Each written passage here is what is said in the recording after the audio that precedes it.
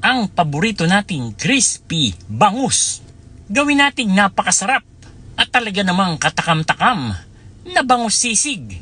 Ano ba ang sikreto? Pues, let's get it on! At meron na nga tayong napakalaking boneless bangus na nabili natin sa palengke. Ito, at lalagyan na natin ng asin at paminta lang naman. Wala na akong idinagdag na iba pang mga pampasarap dahil mamaya ko sasabihin kung ano ang sikreto na lalong magpapasarap sa sisig mo. Oras na para pirito natin itong ating boneless bangus. Ang kailangan lang natin dito ay talagang crispy.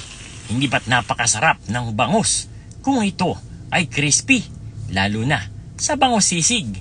Hindi ko na hinintay na lumamig itong ating bangus na bagong pirito. Kumuha na ako ng kutsara tinidor para tanggalin ang mga laman at ilipat sa isang lalagyan. Talaga namang sariwang-sariwa yung nabili nating bangus na galing pa sa Hagunoy. Kaya talaga namang totoo yung sinasabi nilang ang bangus Hagunoy ay nakakasigurado kang sariwa dahil ang mga bangus ay laging bago. Pagkatapos nga nating mahimay yung ating mga bangus, ay eto, at tayo muna'y maglalagay ng hiniwa natin ng mga sibuyas. Pagkatapos ay maglalagay na din tayo ng pula at berdeng sili na talaga namang magpapaanghang dito sa ating bangus sisig. Isinama ko na ang hinimay natin na bangus. So habang hinahalo natin ito kasama ng sili, ay pumapasok yung anghang doon sa ating mga bangus. Isa sa mga sikreto nating gagamitin ay ang Mamasitas liquid seasoning. Eto, matindi.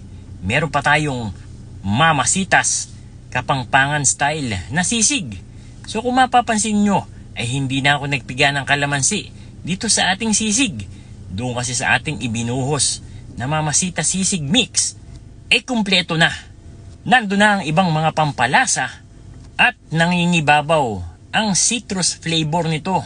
Kaya hindi mo na kailangang pigaan ng kalamansi o lemon juice. Pinakamaganda niyan, lagyan mo na lang ng mayonnaise sa ibabaw.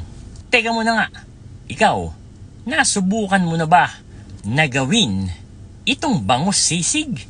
Mas gusto mo ba ng maanghang dito? Paki-comment mo naman dyan. And there you have it, Candy Nation, mga kadadilicious.